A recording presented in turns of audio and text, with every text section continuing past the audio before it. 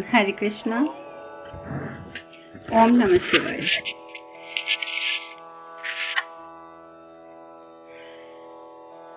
कल हम बात कर रहे थे कि ताड़कासुर अपने पुत्र को वरदान देता है, अपने पुत्र को वरदान देता है, आशीर्वाद देता है, जो भी आप समझ लीजिए, कि पूरे तीनों लोकों पे तुम्हारा शासन होगा और तुम्हें वहां पर तीनों लोकों में शासन करने से कोई नहीं रोक सकता। और उधर दूसरी ओर, जैसा कि मैंने आपको बताया था कि भगवान शिव जब वापस आते हैं कैलाश में सती के साथ, तो सती बहुत प्रसन्न है और वो कहती है कि सबके लिए भोजन मैं स्वयं बनाऊंगी। सती खीर बनाती हैं, सबको खिलाती हैं। सारे जितने भी उनके गण हैं, प्रेत हैं, सब बहुत खुश होकर खाते हैं। फिर सती खीर लेके, जैसे पत्तों में ही खीर लेके आती है भगवान शिव के पास और उनको लाकर बोलती है कि अब तो आपको मेरी खीर खानी पड़ेगी, इसलिए अब ध्यान से उठ जाओ। अच्छे भले भगवान शिव ध्यान कर रहे होते हैं, उनकी आंखें बंद होती हैं और वो एकदम सीधा से बोलती हैं, अब तो आप उठ जाओ, मैं खीर बना के लाई हूँ, अब आपको मेरे हाथ की बनी हुई खीर खानी होगी। अब भगवान शिव भी मुस्कुराते हुए आंखें खोल देते हैं और सती को बोलते हैं कि आओ मेरी बाईं तरफ बैठो, क्योंकि तुम मेरी पत्नी हो, तुम्हारा स्थान मेरी बाईं ओर है और यहाँ बैठो, तुम मेरी वामांगी हो। और जब तुम मेरे वाम अंग बैठोगी, यानी कि बाएं अंग में बैठोगी, तो अर्धांगिनी का जो धर्म होता है, अर्धांगिनी का जो असली स्थान होता है, वो तुम्हें तब पता चलेगा। और तुम यहाँ बैठो और मुझे खीर खिलाओ। और सती भगवान के बाईं ओर बैठती हैं और उन्हें खीर खिलाती हैं। और शिव बड़े प्यार से, बड़े मजे से खीर खाते जा रहे हैं, खाते जा रहे हैं। तो सती बोलती हैं कि आप कुछ बोलेंगे नहीं? तो शिव बोलते हैं, क्या बोलूं, क्या बोलूं मैं?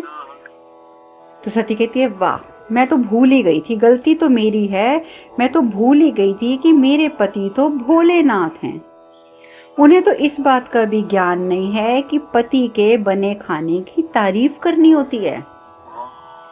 अब मैं मानती हूँ ये मेरी गलती है, मुझे आपको समझना चाहिए था ना कि आप तो भोलेनाथ हैं, आप क्या जाने पत्नी की तारीफ करने की क्या होती है। शिव समझ जाते हैं। शिव मुस्कुराते हुए बोलते हैं, सती खीर बहुत स्वादिष्ट है, बहुत स्वादिष्ट है, बहुत स्वादिष्ट है। तुम्हारी दी हुई हर चीज मुझे प्रिय है, हर चीज बहुत बहुत बहुत प्रिय है। ये खीर क्या, तुम अगर मुझे कुछ भी देती हो तो वो हर चीज मुझे प्रिय है, तो इसलिए तुम्हारी तारीफ करने की तो कोई जरूरत ही नहीं है। मैं शब्दों से क्या तारीफ करूं तुम्हारी, जबकि मैं इतना जानता हूं कि तुम्हारी हर चीज मुझे इतनी अच्छी लगती है। तो सती कहती है, अच्छा ठीक है ठीक है, मैं एक बात और पूछूं? तो शिव कहते हैं, हाँ हाँ पूछो, तुम्हारा अधिकार है, पूछो। तो सती कहती है कि आप तो देवों के देव हैं, ठीक है, आप तो महादेव हैं, आप चारों वेदों के ज्ञाता हैं, स्वयं भगवान होकर भी आप हर समय किसका ध्यान करते हैं, मैं ये जानना चाहती हूँ। क्योंकि आप तो भगवान हैं, दुनिया आपका ध्यान करती है, तो मैं सिर्फ ये जानना चाहती हूँ कि भगवान होकर, सभी वेदों के ज्ञाता होकर, और आप किसका ध्यान करते हैं? कौन है वो जिसने आपके हृदय को ऐसा बांध रखा है, ऐसा बांध रखा है कि आपको अपनी पत्नी की भी सुध नहीं रहती है? किसको मानते हैं आप मुझे बताओगे प्लीज? प्लीज तो नहीं, प्लीज तो मैंने बोल दिया है। वो पूछती हैं कि कृपा करके आप मुझे बताएंगे कि आखिर आप किसका ध्यान करते हैं हर समय? तो भगवान शिव कहते हैं कि श्री राम का। सती, मैं श्री राम का ध्यान करता हूँ, मैं सदैव उन्हीं का स्मरण करता हूँ। तो सती हैरान हो जाती है, कितनी श्री राम, ये कौन है? ये कौन है जो आपको अपनी पत्नी से भी ज्यादा प्रिय हैं? आप कृपया करके मुझे इस बारे में कुछ बताइए, क्योंकि मैंने तो कभी श्री राम का नाम सुना ही नहीं, और आप कह रहे हैं कि आप श्री राम का ध्यान करते हैं। तो शिव कहते हैं कि हाँ, मैं श्री राम का ध्यान करता हूं, पर तुम्हें मैं क्या बताऊं कि कौन है मेरे श्री राम? उनकी गाथा अनंत है, उनके गुण अनंत हैं। बस सती इतना समझ लो कि संसार के योगी गुणी मुनि जिनका ध्यान करते हैं, वेद पुराण शास्त्र जिनका नेति नेति गान करते हैं, मैं उन्हीं सर्वव्यापक ब्रह्मांड के स्वामी श्री राम का ध्यान करता हूँ। सती वो और कोई नहीं है, संसार का दुख हरने के लिए मनुष्य रूप धारण किए हुए स्वयं भगवान विष्णु ही हैं। और भविष्य में भगवान विष्णु ही श्री राम का रूप धारण करेंगे, और मैं उन्हीं के भगवान विष्णु के उसी रूप का अभी से ध्यान करता हूँ जो कल को आएगा। क्योंकि कल को वो समय आएगा जब विष्णु भगवान श्री राम का रूप धारण करके मनुष्य रूप में अवतरित होंगे। तो सती कहती है कैसे कैसे कैसे, जैसे मैं आदिशक्ति होकर मनुष्य रूप में आई हूँ, जैसे मैं मनुष्य रूप में जन्मी हूँ जबकि मैं आदिशक्ति हूँ, ऐसे ही ना। शिव कहते हैं हाँ भी और ना भी, क्योंकि तुम दोनों में बहुत अंतर है। क्योंकि तुम्हें सती आदि शक्ति के स्वरूप का ज्ञान नहीं है, और जबकि भगवान विष्णु जब मनुष्य जीवन में सुख दुख को झेलते हुए इस दुनिया में रहेंगे, पर वो अपने स्वरूप को भूलेंगे नहीं। तभी तो उनका राम का नाम होगा, उनका नाम राम होगा। फल मोक्ष सुख सब देने वाला भगवान श्री राम का नाम। और आप सब भी जानते हैं कि कहा तो यही जाता है ना कि भगवान का नाम अपनी जबान से लेने मात्र से, अपनी जबान से भगवान राम का नाम लेने मात्र से आपके दुखों का अंत होता है, आपको भक्ति की प्राप्ति होती है। तो भगवान शिव बताते हैं कि जब वो अवतरित होंगे इंसान के रूप में, उन्हें अपने विष्णु होने का संपूर्ण ज्ञान रहेगा। जैसे तुम्हें ज्ञान नहीं था आज तक कि तुम आदि शक्ति हो, तुम्हें अभी भी पूरा साक्षात्कार नहीं हुआ है, लेकिन उन्हें उनका पूरा ध्यान रहेगा। तो बस यही फर्क है तुम में और उनमें, और उनके नाम की इतनी महत्ता होगी आने वाले समय में कि लोग उनका नाम लेने भर से तर जाएंगे। तो सती कहती है कि आपके मुख से मैंने इतनी तारीफ सुनी है, अब इतनी प्रशंसा सुन ली है कि अब तो मेरा भी मन कर रहा है कि मैं उनसे मिलूं। अब तो सच में मेरा मन व्याकुल हो रहा है, मैं भी श्री राम से मिलना चाहती हूँ। वो श्री राम जिन्होंने मेरे पति का मन मोह लिया है, मैं भी उन श्री राम को देखना चाहती हूँ। क्या ये संभव है महादेव? क्या मैं देख सकती हूँ? तो शिव कहते हैं कि भी आप हमारी पत्नी हैं, और पत्नी की इच्छा का सम्मान करना पति का धर्म होता है। देखिए बार बार भगवान शिव हमें यही शिक्षा दे रहे हैं कि पति पत्नी की इच्छाओं का सम्मान करे, वही गृहस्थी सुखी गृहस्थी होती है। लेकिन अभी आगे पत्नी के भी क्या कर्तव्य हैं वो भी बातें आएंगी। कहीं पत्नियां ये ना सोचें कि बस मैं यही पतियों को समझाने के लिए ये बात कह रही हूँ। अभी पत्नियों को भी पता चलेगा कि जब वो गलती करती हैं तो क्या क्या हो जाता है। फिलहाल मैं पति की बात कर रही हूँ कि भगवान शिव ने यही बोला है कि अपनी पत्नी की हर इच्छा का हमें सम्मान करना चाहिए। अब सती के मन में इच्छा है कि वो श्री राम के दर्शन करे। शिव कहते हैं कि मैं तुम्हें दर्शन तो करा देता हूं, लेकिन सुनो, भगवान श्री राम के दर्शन आंखों से, मन की आंखों से हो सकते हैं, सांसारिक आंखों से नहीं हो सकते। आप अपनी आंखें बंद करो। तो सती माता जो होती हैं वो अपनी आंखें बंद कर लेती हैं।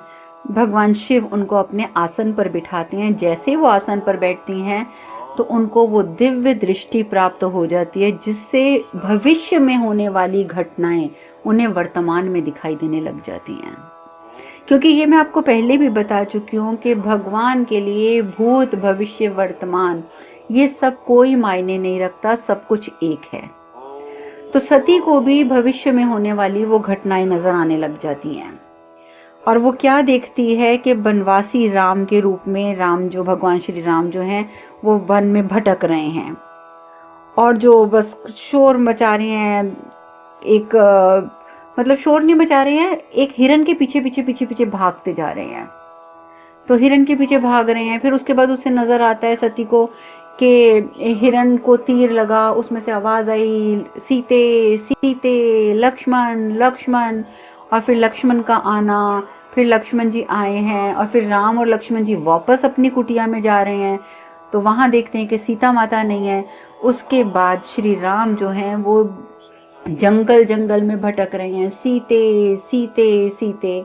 अब सती माता को सब नजर आ रहा है ये, और ये भी नजर आता है कि वो किस प्रकार से वृक्षों से बातें कर रहे हैं कि हे वृक्ष, तुम्हें कुछ बताओ कि मेरी सीता कहाँ गई है, तुम्हें तो वो रोज जल देती थी, तुम्हें कुछ बताओ मेरी सीता कहाँ गई है।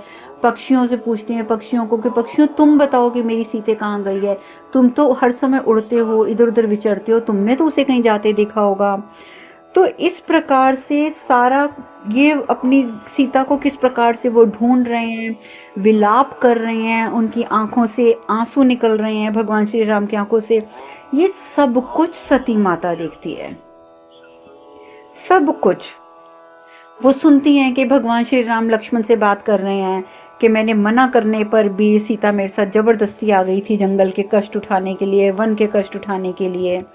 लक्ष्मण उनको समझाते हैं कि कोई बात नहीं भ्राता, होनी को कौन टाल सकता है, जो होनी है वो तो होकर रहती है।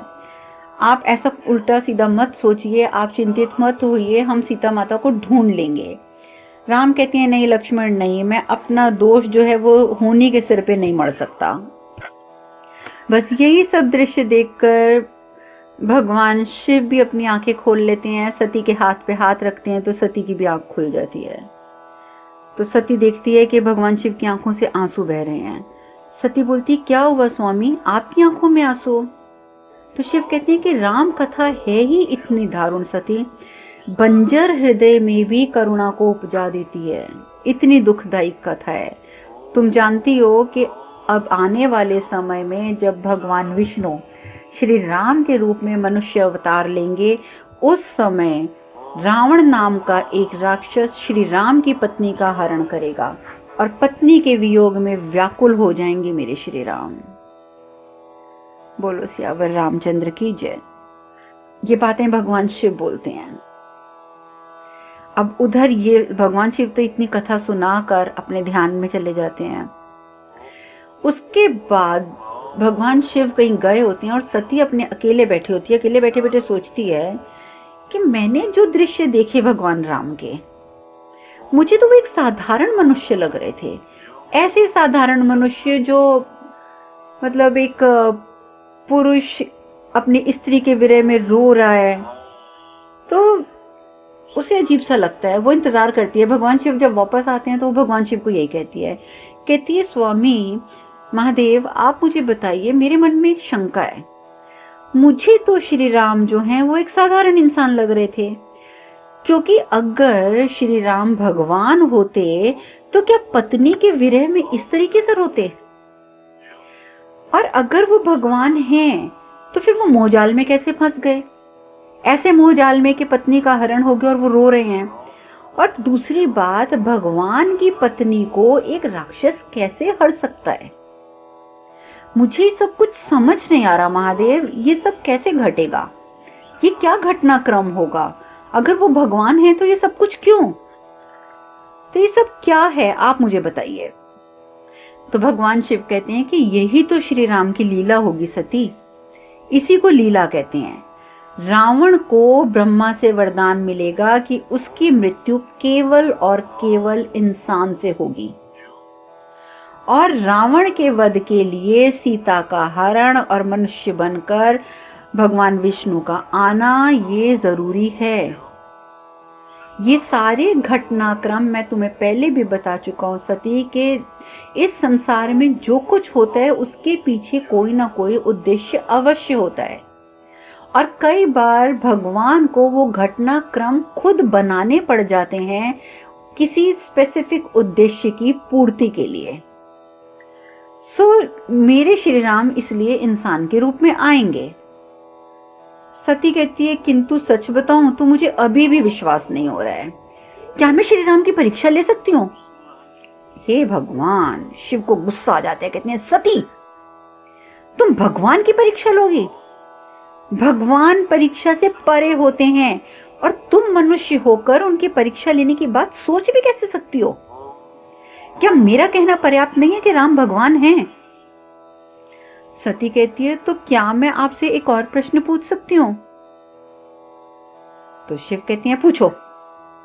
सती कहती है मुझे आप एक बात बताइए कि जिस प्रकार भगवान राम भगवान होकर भी पत्नी की विरह में व्याकुल हैं, जो आपने मुझे दिखाया, उसी प्रकार यदि मैं कभी आपसे अलग हो गई तो क्या आप भी, अभी वो इतना ही बोलती हैं, तो क्या आप भी? तो भगवान शिव कहते हैं सती, दुख देने वाला प्रश्न कभी नहीं पूछना चाहिए। उनका बहुत मन खराब हो जाता है इस प्रश्न से। वो त्रिशूल उठाते हैं और वहां से फिर चले जाते हैं। अब उधर दूसरी ओर ताड़कासुर, वो कहता है चाहे कुछ भी हो जाए, वो अपने विद्युन्माली से यानी कि अपने पुत्र से वार्तालाप कर रहा है। कहता है कि ताड़कासुर कहता है कि चाहे कुछ भी हो जाए, मुझे महाकाल को मेरे काल का पिता बनने से रोकना होगा। ये वाक्य समझिए आप। महाकाल कौन? भगवान शिव। और काल के पिता यानी कि वो नहीं चाहता कि भगवान शिव के घर पुत्र हो, क्योंकि भगवान शिव का जब भी पुत्र होगा तो ताड़कासुर का अंत जो है वो निश्चित है। तो इस वजह से वो अपने पुत्र को बोलता है कि चाहे कुछ भी हो जाए, महाकाल को मेरे काल का पिता बनने से मुझे रोकना है। अभी जैसे ही वो बात बोल रहा होता है तो नारद मुनि आ जाते हैं। नारायण नारायण नारायण नारायण, ये क्या हो रहा है? जहां जा रहा हूं वहीं कुछ ना कुछ रोकने की बात हो रही है। पहले मैं प्रजापति के महल में गया तो वहीं से आ रही हूं मैं सीधे, तो वहां मैंने सुना कि प्रजापति यज्ञ करने जा रहे हैं और शिव और सती को आमंत्रित नहीं करेंगे। पहले तो मैंने सोचा कि मैं जाऊं और शिव को सूचना दे दूं, पर फिर मैंने कहा नहीं, रहने दो। तो ताड़कासुर बोलते क्यों? क्यों देवर्षि, क्यों नहीं सूचना दी आपने भगवान शिव को? तो नारद मुनि कहते हैं कि क्या करूं, मुझे खुद को रोकना पड़ा, क्योंकि अगर मैं जाकर उन्हें बताऊंगा कि उस यज्ञ में आप दोनों को नहीं बुलाया जा रहा, तो इस बात से उन दोनों को कितना दुख होगा। और फिर यदि ये बात सुनकर सती अपने पिता के घर चली गई, तो आप जानते हो कि शिव और सती दोनों के जीवन में तनाव पैदा हो जाएगा। तो बताओ ना ताड़कासुर, मैंने ठीक किया ना? और ताड़कासुर, मुझसे तुम ये बातें करने लग गए, बाकी सब तो ठीक है, मुझे ये बताओ कि तुम मुझे प्रणाम करने से खुद को क्यों रोक रहे हो? ताड़कासुर कहते हैं आपने अवसर ही कहां दिया है, आते ही तो आपने बात शुरू कर दी थी। तो नारद मुनि कहते हैं तो अब कर लो, अब प्रणाम कर लो मुझे। तो ताड़कासुर उनके पांव में झुकता है, पांव छूता है। आशीर्वाद देने के लिए नारद मुनि हाथ उठाते हैं, उनके हाथ से वीणा गिर जाती है और वह वीणा सीधी जाके गिरती है ताड़कासुर के हाथ में। ताड़कासुर फटाफट वीणा को पकड़ लेता है। तो नारद मुनि कहते हैं तुमने मेरी वीणा को गिरने से बचाया है, तो इसलिए मैं तुमसे आज बहुत खुश हूँ। तुम जानते हो कि मेरी वीणा मुझे कितनी प्रिय है और तुमने मेरी वीणा को धरती पर गिरने से बचाया है, सो मैं तुमसे खुश हूँ, बहुत खुश हूँ। अगर तुम मुझसे कुछ मांगना चाहते हो ना, मांगो, तो जो चाहो वो मांग लो। तो ताड़कासुर बोलता है कि जो मांगूंगा वो दोगे मुझे आप? तो नारद मुनि कहते हैं भाई देखो, मैं महादेव तो हूं नहीं जो तुम्हें अमृतत्व का वरदान दे दूंगा। जो भी मेरी सीमा रेखा में है, जो भी मेरे सामर्थ्य में है, अगर तुम उसमें से कुछ मांगोगे तो तुम्हें अवश्य मिलेगा। ताड़कासुर बोलता है तो ठीक है देवर्षि, मुझे सोचने दो। अच्छा ठीक है देवर्षि, आप एक काम करो, मुझे 2 पहर के लिए अपना रूप प्रदान कर दो। तो नारद मुनि कहते हैं अर्थात? मैं समझा नहीं, मुझे समझ नहीं आया।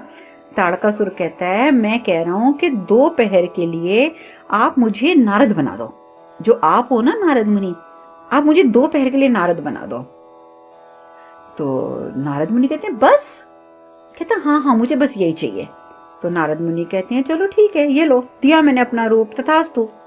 नारायण नारायण। तो उसी समय जो ताड़कासुर होता है वो देवर्षि नारद के रूप में आ जाता है, और उधर ताड़कासुर नारद के वेश में आता है और इधर नारद जी गायब, वो अपने वैकुंठ लोक चले जाते हैं। अब इधर सती इंसान है ना, क्योंकि अभी उनका पूरा तरीके से साक्षात्कार तो हुआ नहीं है, इस वजह से बैठे बैठे उसके मन में फिर ये ख्याल आता है कि महादेव ने बेशक ये कह तो दिया है कि श्री राम जो है वो भगवान है, पर मेरा मन नहीं मान रहा है। अगर श्री राम भगवान है तो ये तो मैं परीक्षा लेने के बाद ही मानूंगी, और ये तो मैं करके रहूंगी। क्योंकि अगर भगवान श्री राम भगवान हैं तो वो इतना विरह में क्यों रो रहे थे, पेड़ों से पूछ रहे थे, पक्षियों से पूछ रहे थे? नहीं नहीं नहीं नहीं, मेरा मन नहीं मान रहा, मैं नहीं मान सकती, मैं बिल्कुल नहीं मान सकती। मुझे तो उनकी परीक्षा लेनी ही होगी। अब इतनी बड़ी गलती करने के लिए सती जा रही हैं। अब वो गलती का क्या फल उन्हें मिलेगा, इसके बारे में हम चर्चा करेंगे कल। आज हम कथा में विश्राम लेते हैं। हरे कृष्ण कृष्ण कृष्ण हरे हरे, हरे राम राम राम हरे हरे। आप सब खुश रहें, सुखी रहें, स्वस्थ रहें। हरे कृष्णा। ओम नमः शिवाय, ओम नमः शिवाय, ओम नमः शिवाय।